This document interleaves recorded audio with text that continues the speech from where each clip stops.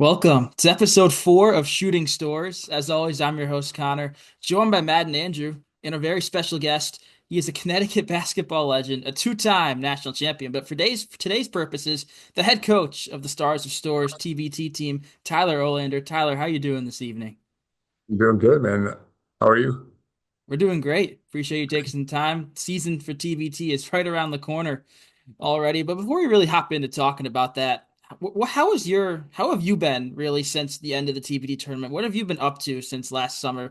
I believe I saw your coaching at St. Joe's. Is that accurate? So I've been coaching at St. Joe's for like the past. This is my third year there. Assistant under Glenn Miller, who was one of my coaches at UConn. Long time Coach Calhoun, like associate. He played for Coach and coached under Coach Calhoun as well.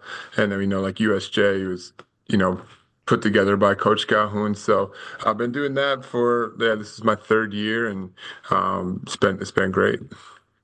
Yeah, I know I said I'd focus on Stars of Stores, but how has that whole experience been for you coaching at St. Joe's? Like you just mentioned, a program built by your former head coach, Jim Calhoun. It's been an awesome experience so far. It's an assistant right now, but definitely want to work my way up to being a head coach and running my own program. And I think I'm definitely in the right spot to learn from Coach Calhoun, and Coach Miller has been awesome and kind of just uh, teaching me the ropes. Learning a lot every day of how to become a better coach, and if I do get the chance to have my own program, like how to have success. And we've had some really good teams in a short amount of time of like existing as a program. And you mentioned Glenn Miller, a coach under Jim Calhoun, now your head coach, assistant to him. How has that been? Like, what does that mean to you being able to, say that, a former coach of yours picked you to join their staff? I think it means a lot, just like being a part of that like coaching tree, and someone who's been around the game and has had success that brought College to a Final Four when he was the coach there at Division III, and then was the head coach in the Ivy Leagues.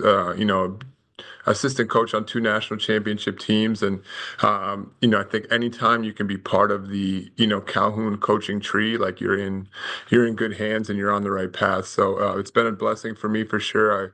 I, learn new things every day, and it's, I think really helped shape my coaching philosophies and what I want to do and who I want to be as a coach, and how to have success doing it.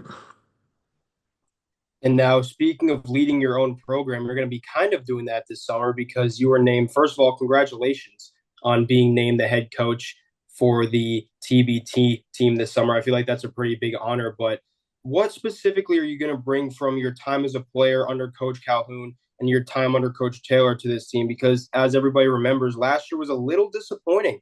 Last year they were a quick exit from that tournament. But we just want to know, what are you going to specifically bring to this team this year from the stuff you've learned from all the legendary coaches you've been under?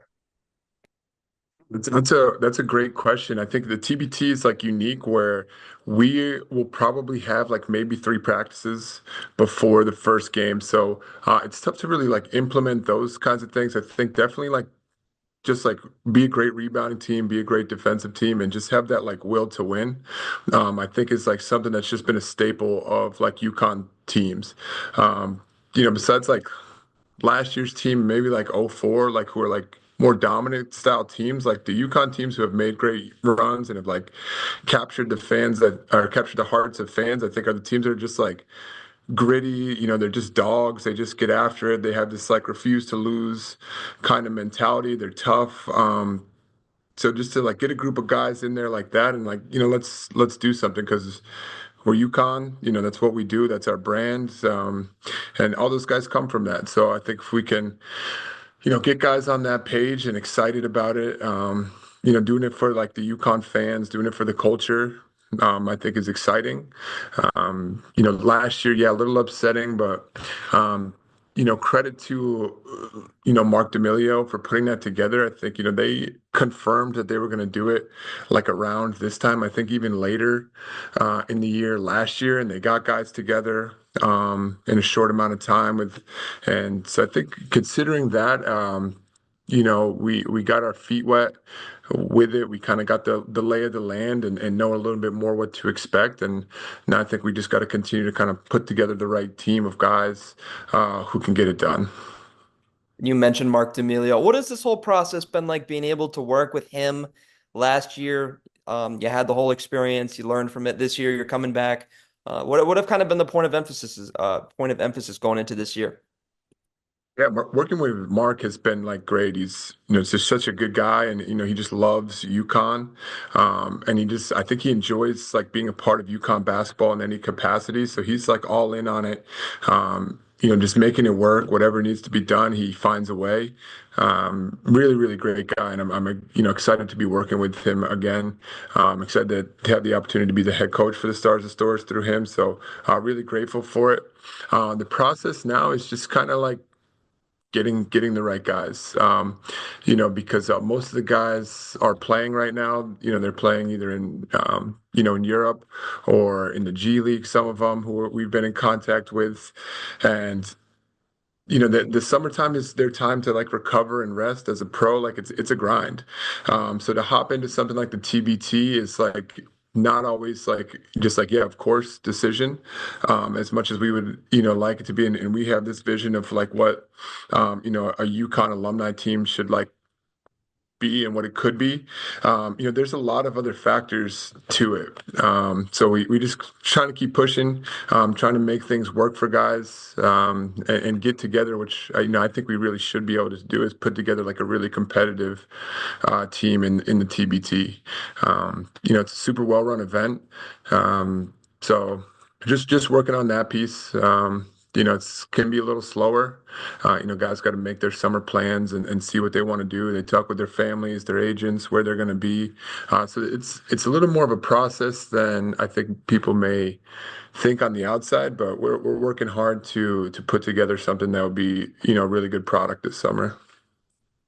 Yeah, and that segues perfectly into my next question here. We got to talk about the players. Obviously, if you don't want to reveal any names yet and spoil it here, but there were some great legends last year: Joey Calcaterra, Rodney Purvis, Ryan Boatwright. Are you trying to? I guess you don't have to answer if you don't want to give away the dudes. I know you do like reveals on social media and stuff, but are you in contact with any of those guys that were on the team last year that maybe try to run it back? There's definitely a good core group of guys who want to run it back. Um, that we're very excited about. I think we're trying to get more either Yukon or Connecticut guys.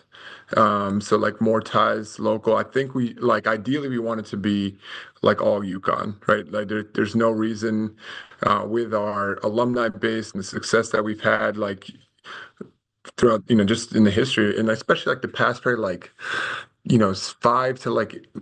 5 years, give or take, is like the sweet spot, I think, for the TBT, where you want some guys in that range. But we've got guys who are like NBA vets who, if they came back, would still be impactful in that tournament. So we are working on some things. I think we talked at one point we could have a team that has like 7 or 8 national champions on it, which I think is like a pretty sweet, just talking point. Like, that's something that fans love to see. And it's a good product to put out in a competitive team. So that's possibly could see a team with that. So there's a lot in the works. We do have a few guys who are like confirmed. I think like Mark and his social media team want to like be the ones to reveal all that, but I think there's some guys who are like on the cusp who I think we could get to play who like fans would be like super excited about. Yeah, we obviously don't want to be those guys that spoil because I know obviously that's fun. I love the players that like making the reveals and stuff. But as the head coach, if you could think of any one player that put on a Husky uniform to be on this team, it could be because of how good they were at UConn or in the NBA or just the type of person they are. But if you could choose one guy to play on the team and they would absolutely have to, who would it be? I think it would have to be my two guys. I'm going to pick two. I know you asked for one, but it's got to be my two fellow uh, two-time champs that I wanted with, Niels Giffey and Shabazz Napier for sure. Um, and they're actually, I don't know if you guys know, they're playing on the same team in Bayern Munich together right now. So I'm a little jealous, feeling a little left out that those guys are, playing again together. But just to, like, share the court again and be involved in basketball with some capacity with those guys again was, very special 4 years. And, I think we did something pretty special in basketball. So like definitely those two guys for sure. Kind of closing up here, just kind of want to get one final thought in from you.